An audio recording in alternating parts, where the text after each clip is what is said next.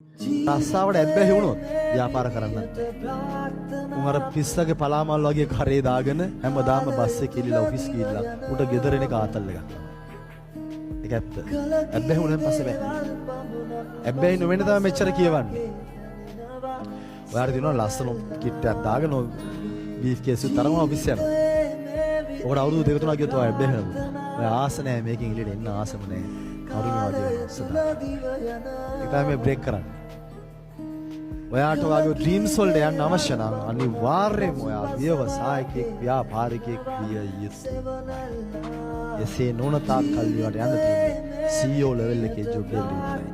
එහෙම ජොබ් ලංකාවේ උපරිම වේකන්සි ඉන්නේ අවුරුද්දටම 40යි 50. ඒත් අඩුයි. අපේ රට ව්‍යාපාර දියුණු නැහැනේ. අර රිටයර්ඩ් වෙලා අලුත් එකක් ඇවිල්ලා අවුරුද්දටම 40 දෙනයි 100ට නෙමෙයි 40 දෙනයි. උපරිම ඒ මැක්සිමම් රටේ CEO level executive post එක ෆිල් වෙන්නේ උපරිම මැක්සිමම් 40යි.